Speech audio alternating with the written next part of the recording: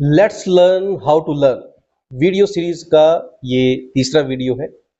अब तक हमने दो वीडियोस डिस्कस किए जिसमें स्मार्ट लर्निंग, बेटर लर्निंग कैसे की जाए, इसके लिए जो सबसे पहला टास्क हमने आपको दिया वो था इम्पोर्टेंस ऑफ डायरी का। तो डायरी की इम्पोर्टेंस क्यों है वो अब तक हम समझ चुके हैं और आई होप कि आप लोगों ने डायरी मेंटेन करना शुरू कर भी दिया है। कुछ बच्चों ने मुझे व्हाट्सएप किया उनकी इमेजेस। मेरी सभी बच्चों से रिक्वेस्ट है कि आप क्या बना रहे हैं, अपने स्टडी ट्रैकर में कैसे अपना रिकॉर्ड मेंटेन कर रहे हैं, मुझे उनकी इमेजेस सेंड करते रहिए ताकि मैं आपको फीडबैक दे सकूं उसमें कि और बेहतर क्या किया जा सकता है।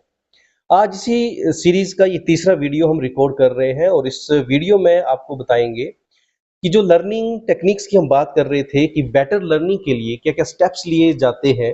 तो सबसे पहला स्टेप तो हमने ये डिसाइड कर लिया कि ऑब्जेक्टिव क्लियर होना चाहिए, learning objective should be clear, जिसकी इंपॉर्टेंस पर हम बात कर चुके हैं। अब दूसरा काम हमने क्या करना है कि माइंड मैप की हेल्प से अपनी मेमोरी में लॉन्ग टर्म तक इंफॉर्मेशन को कैसे हम बना करके रख सकते हैं, सिस्टमेटिक तरीके से जो भी हम सीख रहे हैं उसको अपनी मेमोरी में लंबे समय तक कैसे फीड कर सकते हैं और बेटर तरीके से कैसे फीड कर सकते हैं।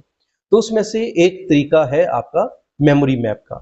जो भी आप पढ़ रहे हैं, चाहे आप किसी भी क्लास से संबंध रखते हैं, जो छोटे बच्चे हैं, प्री प्राइमरी के जो बच्चे हैं उनके पेरेंट्स से मेरी रिक्वेस्ट रहेगी कि बच्चों के लिए माइंड मैप तैयार करिए।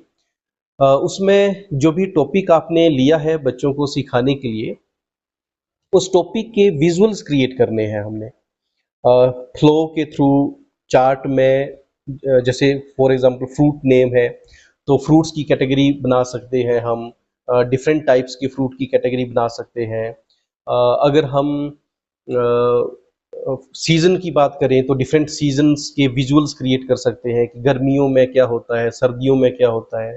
उससे रिलेटेड हम क्लोथ्स की सीक्वेंस बना सकते हैं कि सर्दियों में गर्म कपड़े, गर्मियों में ठंडे कपड़े। तो इस तरह से या बारिश के मौसम में क्या क्या जरूरी चीजें चाहिए होती हैं, अम्ब्रेला, रेन कोट। तो इस तरह से विजुअल्स क्रिएट करके चार्ट की हेल्प से हम बच्चों की मेमोरी में उन चीजों के बारे में बेटर अंडरस्टैंडिंग क्रिएट करवा सकते हैं। तो ये छोटे बच्चों के लिए पेरेंट्स को रिस्पॉन्सिबिलिटी लेनी पड़ेगी और जो बच्चे थोड़े बड़े हैं खुद बना सकते हैं उनके लिए पेरेंट्स को चाहिए कि वो उन्हें मोटिवेट करें कि जो उनको बोला जा रहा है कि माइंड मैप बनाइए। माइंड मैप क्या होता है? ये एक तरह का फ्लो चार्ट है। फ्लो, जो भी हम टॉपिक पढ़ रहे हैं उस टॉपिक को पहले आपने हेडलाइन लिख ली, उसकी टाइटल लिख लिया कि हम ये टॉपिक पढ़ रहे हैं, उस टॉपिक के सब टॉपिक्स को आपने कैटेगराइज करके लिखा, उन सब टॉपिक्स के अंडर मेन मेन पॉइंट्स क्या हैं वो लिखे। तो जब ये आप इंटरेक्ट करते हैं और कलर्स के थ्रू, पिक्चर्स के थ्रू चार्ट मेंटेन करते हैं आप उस पर्टिकुलर टॉपिक का, तो वो एक फ्लो चार्ट बन जाता है उस टॉपिक के अंदर छुपी हुई सारी इंफॉर्मेशंस का। और वो एक पिक्चोरियल रिप्रेजेंटेशन हो जाती है थ्योरेटिकल इंफॉर्मेशन की।